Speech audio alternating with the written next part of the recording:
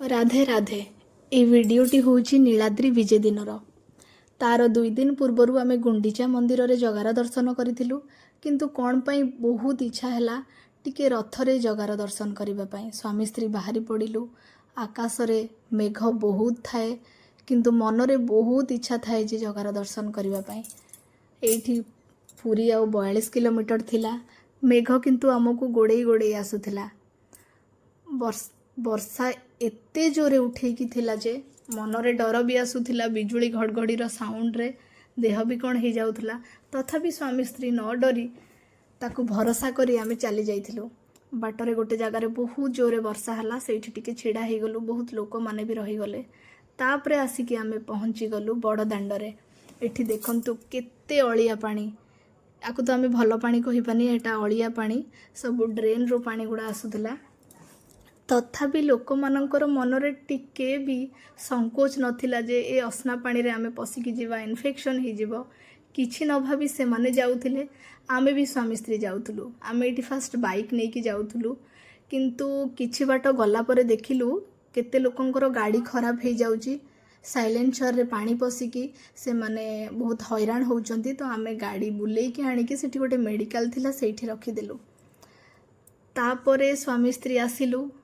आमे कथा हे के आसु थाओ, लोक माने एते व्याकुल कोन पई, कोन अच्छी से जगह पाखरे, काहे कि से माने। तो मो स्वामी मते उत्तर देले, तमे तो मो निजो को पचारो कोन अच्छी जगह पाखरे।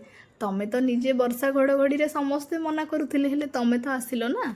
सेमिति समस्ते जे ता भाबरे थरे पड़ीची सी ता पई व्याकुल। एमती कथा हे आसी पहुंची गलु। किछि बाट आसिलु, बड़ दांडर टिके आगकू आसिला परे पानी टोटल सुखी जाइथिला। तापरे आसिकी पाखापाखी 30-40 मीटर कि 50 मीटर हबो पानी पूरा फुल थिला। तापरे पूरा सुखी जाइथिला रास्ताटा, पानी टोटली नथिला। तापरे आसिलु आमे धीरे धीरे। दूररु देखंतु श्री मंदिर देखा गलानी। आसिकी पहुंची गलु से सुखिला रास्ता रे। दूररु रथ को देखिकी मनरे जो शांति मिलुथिला मु आपण मानकु कहि भी परिबिनी। आसिकी पहुंची गलु रथर बहुत पाखरे। पाखरु भी बहुत दर्शन कलु, कहीं ना सेठी जणे मो दादा थिले, तांकर सेठी ड्यूटी पड़ीथिला। सी नेकी आमको से पाखरे दर्शन करई देले। लोक एमिति गोटे साइड न थाए जो साइड रे लोक नथिबे, सबुठी लोक भरपूर थिले। वर्षा रे ओदा हेकी अळिया पानी रे पसिकी लोक माने एते व्याकुल होउथिले ता आखी को टिके देखिबा पई। सतरे केवल ओडिया आ ओडिशावासी ही जानिचंती ए जगार मूल्यटा कौन। जय जगन्नाथ प्रभु समस्त को सब बेले भलरे रख। तापरे आमे फेरिकी पळी आसिलु। सेठी जणे रिक्शा वाला थिले, से अंकल जणे छिड़ा हेथिले।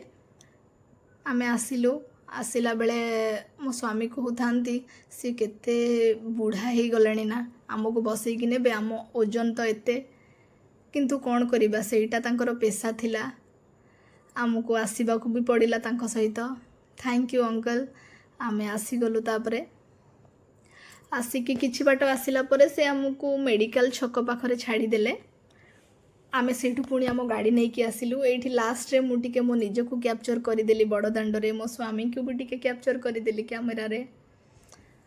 पुणी हस खुशी रे स्वामी स्त्री जो खुशी नहीं कि जाइथिलु मनरे जगह को दर्शन करिबा पई, पुणी भलरे भलरे फेरी आसिलु। ये होउची सेई आखी जहा को आमे देखिबा पई एते दूररु वर्षा न मानी पळैथिलु। जय श्री जगन्नाथ।